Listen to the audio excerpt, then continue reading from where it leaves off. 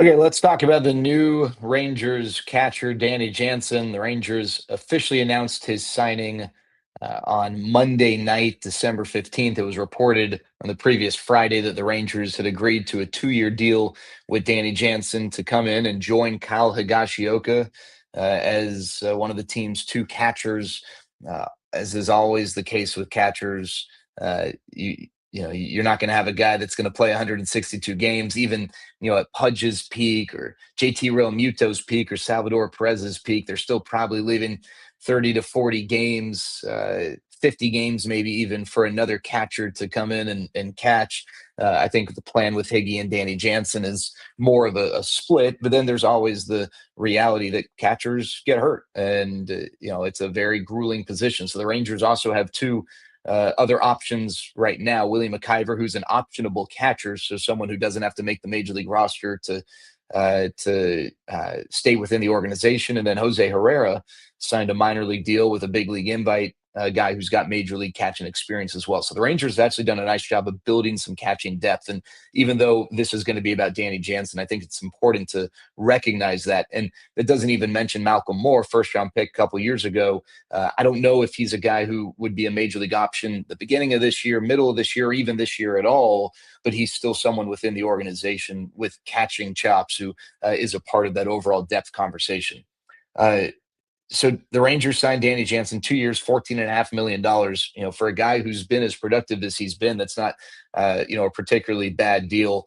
You see here in the MLB trade rumors uh, page that $1 million in bonuses, if that's of any interest. But that's not a huge price tag on the luxury tax bill for this year, which we've talked about the Rangers wanting to stay below that for sure, and maybe having a payroll of around $200 million. So if you want to get a viable catcher, which not that Kyle Higashioka is not good. He was really good at points last year. He was maybe one of the most reliable hitters on the team, but he had some injury stuff, and I think you want to do your best to keep catchers healthy. And so to get a guy with a track record of success, it's not easy for catchers, and so not a bad price tag at all for Danny Jansen. Now, what does that mean? Track record of success. Well, if you look at his numbers last year, thanks to this line from True Media, you see the red. The red's good. The red means a player's in the top 35 or so percent in Major League Baseball in that category. The blue is more bottom 35%. You only see the blue with batting average. You see the red with on base, slugging, OPS, WOBA, isolated power, and then pitches per plate appearance, and the brightest red is the walk rate, which we'll get into in a little bit. But Danny Jansen, that's a really respectable line. Better than league average OPS, better than league average slug. I believe a better than league average on base percentage, obviously, as you're seeing there. And he's a guy that's going to draw walks and see pitches. More on that in a little bit.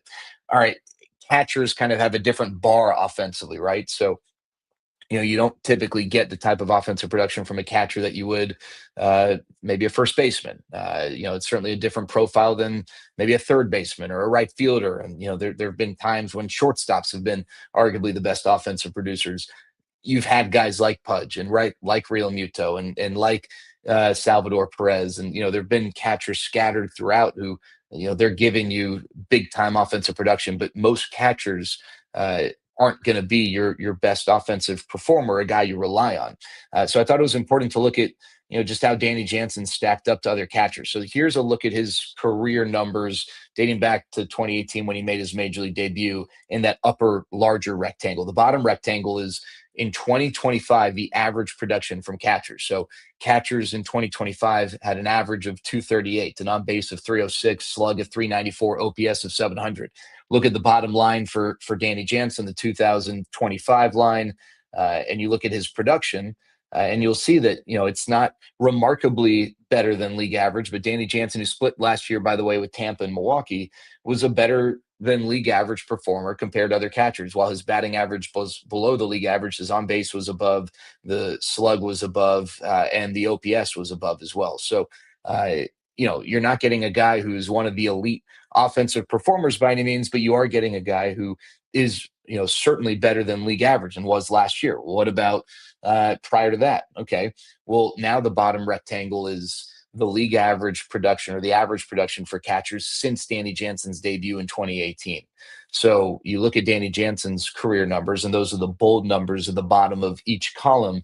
220 average, 311 on base, 415 slug, 726 OPS. Well, for catchers during that period of time, the batting average has been on average 234, on base 304, slug 387, OPS 691. So Danny Jansen's got a better on base, a better slug, and decidedly better OPS than the average catcher over that period of time. So it's not just last year, but track record over the course of Danny Jansen's career, he has been a better than league average performer, compared to other catchers.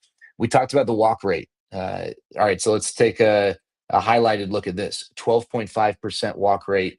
That is top notch. Last year in Major League Baseball, you had 277 players get to at least 300 plate appearances, Danny Jansen being one of them. He ranked 30th in walk rate, 30 out of 277, just barely outside the top 10% in Major League Baseball in that department. So you're looking at a guy who is really good at drawing the walk. And you look at this right here, it might be a little tough to see, but let's go back to the top. You got Aaron Judge at the very top, a little bit over 18%. The league average was a little under 9%. You scroll, you're going to see two players that are outlined. There's Corey Seager, 20th, Wyatt Langford, 23rd. Both guys well above 12%. Corey at 13, Wyatt at 12.9. And then you're going to see Danny Jansen at 30th, still with that Brewers logo next to his name, but 30th out of 277, ahead of a guy like Bryce Harper, who draws tons of walks, right? So you're getting a guy who's going to find ways to get on base. That's something I really like out of Danny Jansen. Then you go back and look at his slash numbers from last year. Again, you got a guy who's close to, or if not in the top third in the league. For players with at least a similar level of plate appearance load and on base slugging, OPS, WOBA, and then isolated power, which is basically a way to measure the rate in which you get extra base hits compared to just your total hit count. Essentially, that's not the most exact way to describe it, but obviously my slugging percentage is going to be lower if my batting average is lower. Well, isolated power simply says that, for Danny Jansen, it says that, hey, he might not get a ton of hits, but gosh, he does a pretty good job of converting those hits into extra base hits, the home runs and the doubles. Not a big speed guy, so you're not going to see a lot of triples there out of Danny Jansen. So, again, this is your catcher. This is not the guy that you're expecting to anchor your lineup, but good things there. And another thing I really like out of Danny Jansen, not just the walk rate, not just the fact that he'll see pitches, which I think is a really good compliment to some of the guys the Rangers have in their lineup, but he's another guy who can hit lefties and righties. All right, you look at the lefty-righty splits, you see the top. He actually has a better batting average against righties than he does against lefties, but he gets on base more against lefties because he's got a pretty ridiculous walk rate against lefties. He slugs a little bit better against lefties. The OPS is a little bit better against lefties, but in both cases, he's got an OPS that's better than 700 against both lefties and righties. So, while you might look for specific matchups that favor Jansen versus Kyle Higashioka, neither guy is one that you're like, oh, he's a liability against lefties in general or righties in general. A couple things that, I figured I'd share just from a non-baseball side.